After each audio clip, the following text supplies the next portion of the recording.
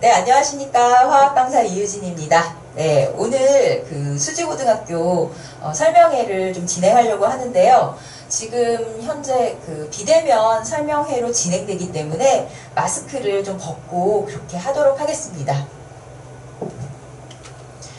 네, 수지고 지금 2학년 화학원을 준비해야 되는 어머님들, 학생들 굉장히 걱정이 많으시죠? 네. 작년에 그 시험이 어떻게 진행됐었는지, 뭐, 난이도가 어땠는지 지금 막 돌아다니는 소문이 굉장히 흉흉합니다.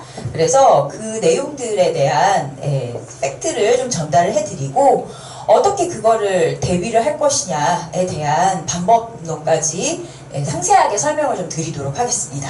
네. 자, 일단 수지고는 그 2학년 과정에서 1년 커리로 화학이 운영됩니다. 그래서 어머님들께서 잘 아시다시피 지금 우리 수지고는 그 과학 중점학교죠. 그래서 수리 과학 과정하고 과학 중점 과정하고 두 개로 분류해서 학생들을 이제 모집하고 있죠. 네, 그래서 이제 선택을 줬죠. 네, 모집을 했다기보다는 어떤 과정으로 선택할 거냐. 그래서 학생들에게 선택권이 주어졌는데, 뭐 제가 그 교육과정 편제를 좀 살펴보니까요, 크게 막 다른 과목에서 차이는 없었고, 다 아시겠지만 뭐 그냥 기술과정 뭐 그쪽 아니면은 그냥 뭐 교양과정 이런 부분에서 이수 배당 차이가 조금 있었고요. 그 다음에 이제 가장 큰 부분은 이렇게 수리과학 과정은 텍스삼을 하는데 중점 과정은 이제 모두 다 들어야 되는, 물화생지를 모두 다 해야 되는 이런 이제 현실이죠. 근데 이제 궁금한 게 수리과학 과정하고 중점 과정하고 이렇게 따로 뽑아놓고서 내신 산출을 어떻게 할 거냐. 근데 여태까지 그 수지고 학생들 2학년 수리과정이랑 과학중점과정 그냥 합쳐서 했습니다. 화학 그냥 똑같은 시험지로 봤고요. 예. 그리고 똑같이 인원수 다 토탈 해가지고 등급 산출했습니다. 그래서 대략 수지고 같은 경우에는 그 1등급이 뭐 7명, 뭐 8명, 그러니까 좀 적을 때는 6명까지 있었던 시절도 있었으나 한 7명, 8명 정도. 왜냐면은 화학 선택자가 제일 많아요. 예. 그래서 그 정도 숫자가 1등급으로 지정될 것 같은데 뚜껑 열어봐야 알겠죠. 아직 학교에서 발표를 안 하고 있으니까요. 그래서 대략은 지금 문제점은 그겁니다. 그죠? 1등급 안에 과연 내가 들어갈 것이냐? 그죠? 그래서 이제 화학 1등급 컷 안에 들어가려고 하는 그 이제 마음가짐을 갖고 있는 상황에서 변수가 있습니다. 어떤 변수가 있냐? 첫 번째, 중간고사를 잘 볼 수 있을까가 아니라요. 볼 수 있을까요? 볼 수 있을까? 네. 중간고사 잘 봐야죠. 근데 그 중간고사를 과연 볼 수 있을까? 작년에 중간고사를 안 봤죠. 네. 원래 통합과학을 중간고사를 안 보는 학교가 수지고인 것은 사실인데 화학은 중간고사를 보는 과목이었습니다. 그래서 코로나 이전에 중간고사, 기말고사로 1년 동안 4번을 시험을 봤었었는데 이제 작년에 중간고사를 못 봤죠. 그래서 중간고사를 못 봤기 때문에 그 연체적으로 막 벌어지는 사태들이 장난 아니었습니다. 완전히 학생들은 이제 공포의 도가니로 몰아넣었죠.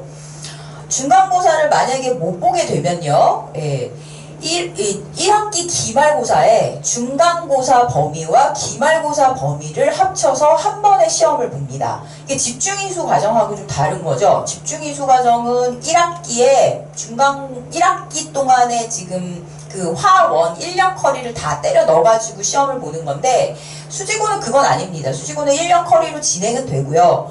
중간고사 전에 중간고사 범위에 해당하는 내용들을 공부를 하고요. 기말고사 그 기간 이제 준비하는 기간 동안에 기말고사에 해당하는 진도를 나갑니다. 그래서 1학기 동안에 그 진도를 다른 학교들하고 똑같이 나가되 중간고사 기간 동안에 화학시험을 안 본 겁니다.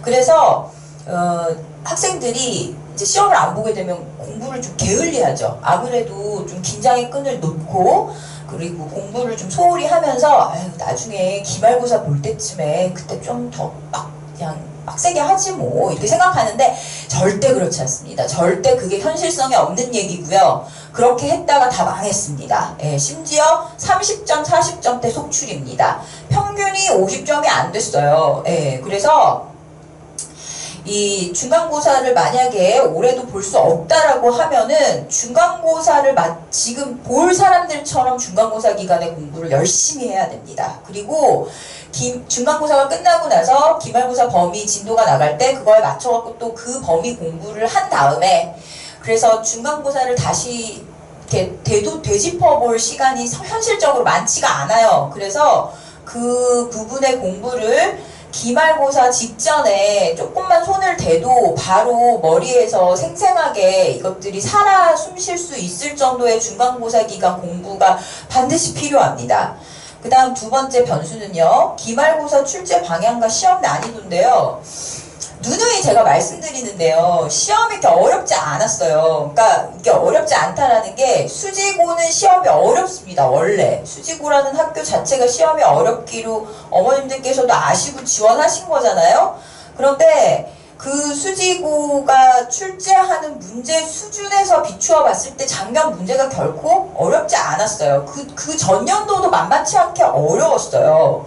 그런데 범위가 이제 그런 식으로 기말 한 방에 모든 것을 다 끝장내는 그런 범위가 잡혔기 때문에 학생들이 공부에 대한 부담감이 컸고, 그 다음에 이게 이제 그 3년 전에 비해서 출제 방향 자체가 기출문제를 참고해서 내는 문제를 좀씩 숫자를 줄이고 계십니다. 선생님께서. 그러니까 이제 그 이전에 제가 여기 수지고를 2017년부터 가르치기 시작했었는데요.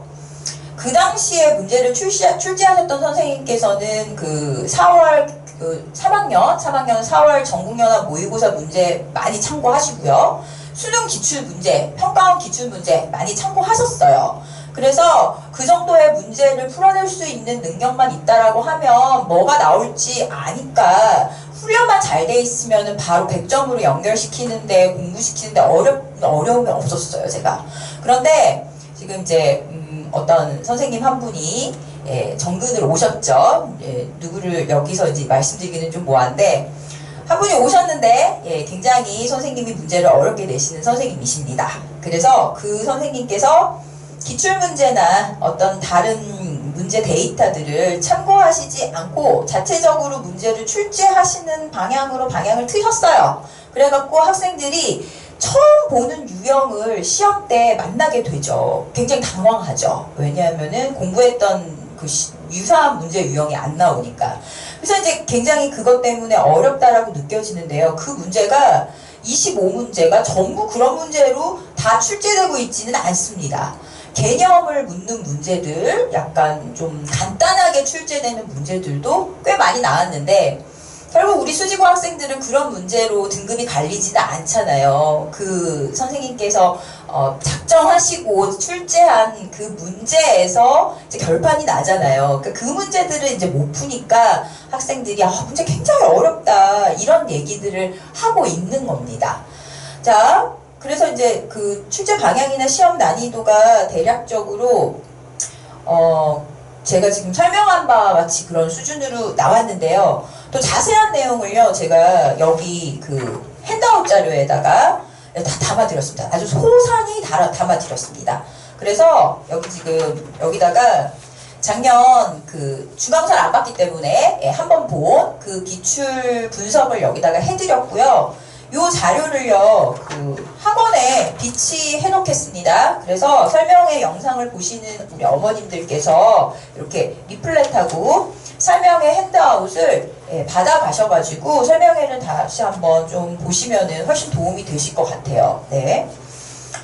그럼요. 자, 그럼 그 문제가 뭐였냐? 궁금하시죠? 일단 기출 변형이 안 나온 건 아니에요. 나왔긴 나왔어요. 나왔긴 나왔는데 지금 요 문제를 제가 분석해 보니까 요식 있죠. 요식하고 요 자료에 어떤 패턴만 딱 그것만 가져오시고요. 여기 있는 숫자라든가 아니면 조건 이런 거 다 바꾸셨습니다. 그러니까 결국 학생들이 뭐 요 문제는 아예 처음 보는 문제라고 느낄 정도로 완전히 바꾸셨어요. 그 다음에 이런 유형의 문제는요, 아예 선생님 머리에서 나온 문제입니다. 물론 개념이 이제 다 유사한 배웠던 개념들이기 때문에 이런 내용들을 아주 뭐 다른 데서 안 봤다라고 말하기는 좀 그런데, 이 문제랑 똑같이 생긴 문제는 기출문항에 없습니다. 그러니까 선생님 머리에서 나온 문제예요. 그래서 이런 문제들을 이제 학생들이 시험 시간에 갑자기 딱 봤을 때 얼마나 당황했겠어요. 그러니까 이제 문제가 굉장히 어렵다, 이런 얘기가 나오고 있는 거죠. 그럼 학생들이 가장 필요한 게 뭐냐? 그러면 뭐 기출문제 이런 거 하나도 안 풀어도 되냐? 공부 어떻게 할 거냐? 그런 부분이 굉장히 어머님들께서 이제 좀 굉장히 혼란스러우실 텐데, 일단 첫 번째 등급 관리를 해야 되겠죠, 그죠? 그런데 이제 우리 수지고는 서답형이 없죠. 서답형이 없어서 지필고사는 무조건 25문제입니다. 그러니까 문제 문항수를 변형시키지 않으시더라고요. 25문제 딱 내시고요. 서답형 없고요. 그래서 그러니까 OMR 카드에다 그냥 번호만 찍는 그런 문제와 함께 수행평가를 좀 자주 보죠. 수행평가를 보는데요. 작년 같은 경우에는 뭐 학교를 가지를 못하니까 실험 수행 같은 건 아예 하지도 못했고요. 근데 지필 수행은 이렇게 저렇게 다 하셨더라고요. 그래서 학생들한테 니네 수행평가 어떻게 해? 수행평가 그거 내가 이렇게 해줄 테니까 볼 거면은 미리 얘기해두니 벌써 봤어요! 그러더라고요, 학생들이. 그러니까 이렇게 저렇게 보고서 내는 거 받으시고요. 그 다음에 실험 수행으로 진행했어야 되는 것들을 그냥 지필 수행으로 다 돌리셨어요. 그냥 설명해 주시고 그거를 실험을 진행하지 않은 상태에서 실험 결과 데이터 도출하는 거 정도, 그런 것들을 실험 수행, 그러니까 지필 수행으로 다 이걸 평정을 하셨더라고요. 그래서 아무튼 지필고사부터 수행평가까지는 그냥 100점이 그냥 무조건 나와야 됩니다. 이거 나와야 돼요. 왜냐하면요, 지금 등급이 1등급이 어느 선에서 갈릴지 아무도 모르잖아요. 그런데 제가 여태까지 가르쳤던 경험에 비추어 봤을 때 중간고사를 보던 시절에는 한 2개 정도까지는 1등급이 안전합니다. 그 지필고사에서 한 2개 정도 틀리면은 1등급의 문안이 들어갔었고요. 그 다음에 이제 작년 같은 경우에도 뭐 그렇게 막 100점 받고 막 이런 수준까지 가진 않았어요. 그러니까 극상위권은 아무리 중위권 학생들이 시험을 못 보더라도 극상위권 같은 경우에는 그 굳건하게 점수대가 유지가 되기 때문에요. 한 2개 정도까지는 그래도 1등급이 나오기는 하는데, 그렇다고 2개 틀리는 거 위시해갖고 공부를 할 수는 없습니다. 그죠? 그래서 어쨌든 다 맞아야 되는 그런 공부를 시켜야 되기 때문에 등급관리 노하우 따로 없습니다. 지필고사 그냥 만점 받아야 되고요. 그 다음에 수행평가 같은 경우에도 잘 생겨야 되는데, 수지고가요, 수행평가를 깎으려고 하는 수행평가를 보지는 않습니다. 그래서 그냥 수업 열심히 들었고 선생님이 시키는 대로 말 고분고분 잘 듣고 뭐 내라고 그러면 잘 내고, 그러면 수행평가에서 점수가 잘 깎이는 구조는 아닙니다. 그래서 일단은 지필고사 만점이 가장 중요하겠죠. 그 다음에 이제 두 번째, 화학원 공부 방향의 적정선을 유지해야 되는데요. 이 적정선 유지라는 게요, 좀 너무 추상적으로 말씀드리는 것 같지만 그냥 다 해야 돼요, 어머니. 다 해야 되고요. 그 수능 평가원 고3 전국연합 모의고사부터 시작해가지고 그 다음에 아주 간단한 개념 문제들도요, 굉장히 이잡듯이 세세하게 접근하셔야 되고요. 그 다음에 수능 특강, 수능 완성 같은 EBS 연계 교재도요, 아주 샅샅이 풀어봐야 돼요. 왜냐하면 그 몇 문제 되지도 않는 거에서 선생님이 어떻게 문제를 변형하실지 잘 알 수가 없고요. 그리고 선생님이 자체적으로 제작하셨던 문제라고 할지라도 그런 공부들을 좀 촘촘하게 했으면은 그냥 시험 시간에 또 잘 풉니다, 학생들이. 머리가 워낙들 좋아가지고요. 그거를 풀어낼 수 있는 어떤 응용력이 생기는데, 선생님이 원하시는 게 그 부분인 것 같아요. 제가 직접 선생님하고 인터뷰를 안 해봐서 모르겠는데, 선생님께서도 그런 공부들을 착실하게 열심히 했으면 그냥 처음 보는 어떤 문제 유형들도 시험 시간에 잘 생각해가지고 응용해서 풀어낼 수 있지 않겠느냐, 이런 생각으로 문제를 출제하신 것 같습니다. 그래서 뭐 선생님이 출제하신 문제를 뭐 어떻게 미리 볼 수가 없잖아요. 무슨 문제를 내셨는지. 그러면 우리가 가지고 있는 고난도 문제들, 그런 문제들을 하나도 빠짐없이 모르는 거 없게 그렇게 공부를 열심히 하는 방법밖에 없겠죠. 그래서 그거를 제가 얼마나 빡세게 시켜내느냐, 그게 이제 1등급이 나오냐 안 나오냐 관건이 될 것 같습니다. 그 다음에 이제 변별 포인트는요, 아까도 누누이 말씀드렸지만 그냥 내공이 쌓여야 됩니다. 내공이 쌓여야 되는데 그 내공을 어떻게 쌓냐? 부지런히 공부를 열심히 해야죠. 문제 제가 그 중간고사 대비반, 기말고사 대비반, 그러니까 학교 시험 대비반이죠. 학교 시험 대비반 시작하면은 워크북을 나눠주는데요. 그 워크북 문제가 한 5, 600문제 되고요. 그거를 한 3, 4주 만에 주파합니다. 그리고 나서 수능 완성, 수능 특강 6개년치를 이제 학생들한테 문제를 풀리는데요. 그 문제 푸는 게 고통스러워요. 굉장히 힘들고요. 어머님들께서 그걸 어떻게 다 풀어요? 그 진짜 다 풀고 애들이 시험 봐요? 라고 물어보시는데요. 다 풉니다. 다 풀어야 되고요. 그리고 그거 다 푼 학생들이 1등급 받습니다. 그래서 그거를 풀어내는 과정이 이제 저도 힘들고 학생도 힘들고 하는데, 그런 것들이 다 문제풀이가 완성이 되어야지만 선생님이 처음 보는 문제를 출제했을 때 문제를 풀 수 있는 구력이 생기는 거예요. 그래서 마지막까지 저를 믿고 따라오셔야죠. 그죠? 그래서 그 학생들이 문제 풀다가 모르는 거 생기면 언제든지 질의응답에 응해주고, 그 다음에 시험 이제 그 숙제하다가 남아서 숙제 못하면 남겨서 문제도 풀리고, 그 다음에 문제 풀다가 또 모르는 거 있으면 옆에서 지켜보다가 또 가르쳐주고 하는, 이런 옆에서 좀 도와주는 조력자가 반드시 필요하게 되는 거죠. 학교 시험에서는 특징이 그렇습니다. 수능하고 좀 다른 점이 그런 점이겠죠. 그러면 수업을 어떻게 운영할 거냐? 아이들이 그렇게 진짜 실제로 현실적으로 문제를 풀릴 수 있겠냐? 네, 있습니다. 여태까지 이렇게 계속 이렇게 풀려서 학생들 트레이닝 시켜갖고 시험 보게 했고요. 일단 개념 정리는 들어갑니다. 개념 정리는 안 할 수가 없어요. 그러니까 아무리 뭐 올림피아드 입상한 학생들, 그러니까 제가 가르쳤었고 입상은 안 했으나 영재고에서 2차에서 떨어지고 하면서 엄청 화학 열심히 하고 온 친구들 많이 있죠. 네. 가끔 수지고에서도 있고요. 그다음 자사고반 학생들 중에서도 몇 명씩 됩니다. 그 학생들한테도요, 개념 정리는 다 시킵니다. 개념 정리가 이제 뭐냐면요, 어머님들이 생각하는 그런 개념 정리가 아니에요. 기본 개념, 처음 용어 정리하고 이런 기본 개념이 아니고요. 그런 게 필요한 학생이 있다라고 하면은 그런 거 시키는 거고요. 근데 이제 그 수지고 반에서는 그런 것들이 필요한 학생들이 그렇게 많지는 않습니다. 그럼 이제 뭘 하냐? 고난도 자료 해석 원포인트 정리를 해줘야 됩니다. 고난도 자료 해석을 할 때요, 그냥 학생들한테 어차피 이런 문제가 나오기 때문에 문제를 들이밉니다. 문제를 이제 아이들이 보고 그것들에 대해서 충격을 받을 시간을 좀 주고요. 그 다음에 이제 정신을 차리고 그 문제를 분석해야 되는 기회를 줘야 되는데, 그걸 스스로 분석하라고 하면은 아이들이 분석을 못하죠. 그럼 어떻게 분석하겠어요? 3학년들이 푸는 문제인데. 그러면 그런 자료 해석이 어떤 식으로 이루어져 있는지 개념을 입혀줘야 됩니다. 그래서 그런 의미의 고난도 자료 해석 원포인트 정리의 개념 정리라는 의미예요. 그래서 저를 처음 만난 학생들은 1시간 딱 수업 듣고 가가지고 어머님들한테, 엄마 그 선생님은 개념 안 해주고 맨 문제만 풀려. 첫 판부터 문제야. 이렇게 말을 하는데요. 첫 판부터 문제를 풀어야 됩니다.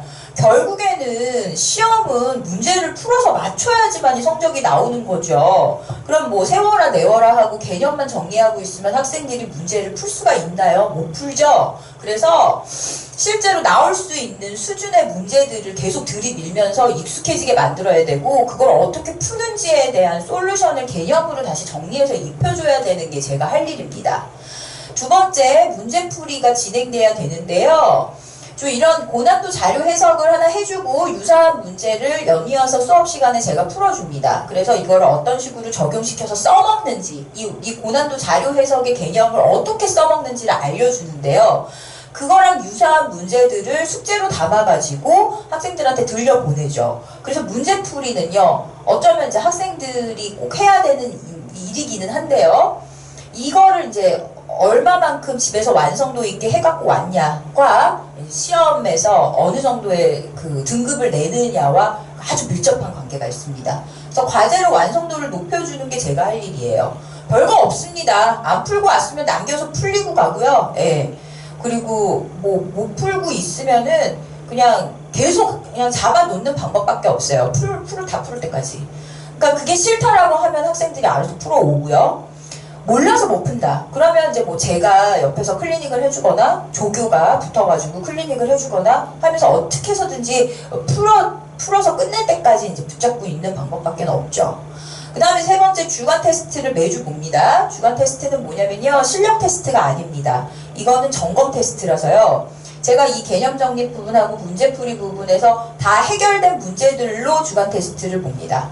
주간 테스트를 보고요, 100점을 못 맞으면 그게 비정상이에요. 어머님들께서 주간 테스트 이제 그 시험 보고 나서 제가 문자 보내드리거든요. 우리 대운학원에서는 실장님들께서 보내주십니다. 데스크 선생님들께서. 그럼 거기에 최고점하고 평균하고 그 다음에 자녀분들 점수가 나가는데요. 이제 뭐 왜 이렇게 주간 테스트 평균이 높아요? 이렇게 물어보시거든요. 평균이 높은 게 지금 문제가 아니라요. 평균이 100점이 나와야 됩니다. 평균이 100점이 안 나오는 게 이상한 거예요. 이렇게 다 공부를 하고 나서 이 공부한 내용에서 주간 테스트를 보는데 전체가 100점이 나와야지 그게 정상입니다. 그래서 만약에 틀린 학생이 있다? 그러면 무조건 제시원입니다. 학생들한테 주간 테스트 보기 전에 얘들아 오늘 주간 테스트 있어. 그리고 주간 테스트 에서 제시험도 있다. 그러면 이제 학생들이 처음 오는 학생들은 몇 개까지 봐주세요. 몇 개까지 제시험이에요. 이렇게 물어보는데요. 하나만 틀려도 제시험입니다. 하나 틀리면요. 그 틀린 문항하고 똑같이 생긴 쌍둥이 문항 2문제, 3문제 정도 풀고 가야 됩니다. 예, 그래서 틀린 문항과 함께 그 유사한 문항을 2번 다시 틀리는 일이 없게끔 마무리하고 가셔야 됩니다. 그래서 그 주간 테스트가 이제 예를 들어서 8주 과정으로 만약에 뭐 7, 8주 이렇게 진행되죠. 7, 8주 과정으로 진행되는 동안에 주간 테스트를 7번 봤다. 그러면 70문제 정도를 주간 테스트로 만나게 되는데요. 그 만난 주간 테스트 문제는요. 머리에 완벽하게 인쇄가 되어 있어야 됩니다. 예. 잊어버리거나 못 풀거나 머뭇거리거나 이런 일이 절대 없어야 돼요. 그 다음에 실전형 모의고사는요. 시험 임박해가지고 기출문제나 아니면은 기출문제를 좀 참고해가지고 제가 구성한 문제들로 적중 뭐 실전형 모의고사를 보는데요.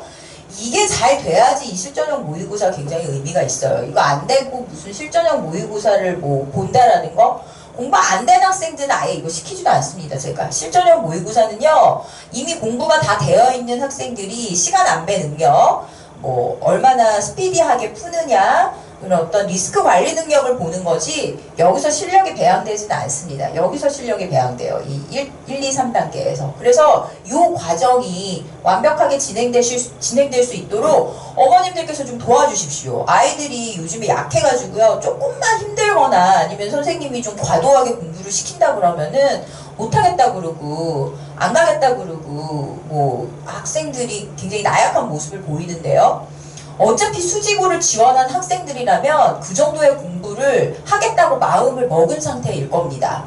그러면 의미로운 성적이 나와야 되고 그 성적이 나올 수 있도록 제가 이제 밀어붙이죠. 그럼 어머님들께서 집에서 같이 저랑 함께 그 내용을 공유하시고 도와주셔야 돼요. 학생들이 힘들다라고 하면은 빼거나 뭐 이런 식의 그 어떤 아량을 베푸셔서는 안 됩니다. 예. 그래서 일단은 이렇게 100점 강제 소환 학습 4단계를 제가 알려드렸습니다. 자, 그러면 이제 이런 공부가 진행되고 나서 어머님들이 궁금하시잖아요. 요즘에 학생들하고 의사소통도 잘 안 되고, 네, 그런 경향이 있죠. 그래서 여기 주간 테스트는 매주 보내드리고 있는데요. 한 달에 한 번 정도 요거를 종합해가지고 리포트를 만들어가지고 보내드리겠습니다. 네, 이거 뭐 여쭤보니까 메일보다는 카톡이 좀 편하시다고 하시더라고요. 네, 그래서 요거 사진 찍어가지고 정리해서 한 달에 한 번씩 보내드리겠습니다. 그래서 요거 받아보시고요. 네, 필요하면 저하고 같이 전화 상담도 가능하시니까요. 네. 참고하셔가지고 학생들 공부하는데 옆에서 응원 많이 해주십시오. 네, 저를 좀 소개하면요. 저는 한양대학교 자연과학대학 화학과를 졸업했고요. 화학 전공자입니다. 그리고 화학 교사 자격증 있고요. 강의 경력은 한 17년 정도 됩니다. 그리고 여기 수지고에 온 지는 이제 4년 차고요. 예, 그래서 지금 현재는 대치동에 대치 메카하고 다원교육, 그리고 이제 서초동에 세화고, 세화여고, 자사고 전임으로 수업하고 있습니다. 그래서 수지고 학생들이 100점을 받고 이 수지 근방에서 제일 어렵다라고 소문난 학교에서 100점을 받을 수 있는 노하우를 알고 있는 사람 저밖에 없다고 생각해요. 실제로 저희 대운학원에서 1, 2, 3등 다 나온 적도 있고요. 예. 그래서 공부를 제대로 시키고 1등급으로 만드는 노하우가 있는 학원으로 보내주십시오. 그래서 어머님들 기대에 어긋나지 않게 열심히 공부시켜가지고 좋은 성과로 보답하겠습니다. 네. 궁금하신 사항은요, 학원에 더 전화하셔가지고, 요거 자료, 요거 핸드아웃 자료 잘 만들어놨거든요. 작년에 기말고사죠. 중간기말 합쳐가지고 본 기말고사 분석 자료인데요. 요거 보시고요. 커리큘럼 여기에다가 넣어드렸으니까 오셔서 보시고, 저희 대운학원 데스크 선생님들하고 말씀 나누시고, 좋은 인연으로 만나기를 기대하겠습니다. 네, 들어주셔서 감사합니다.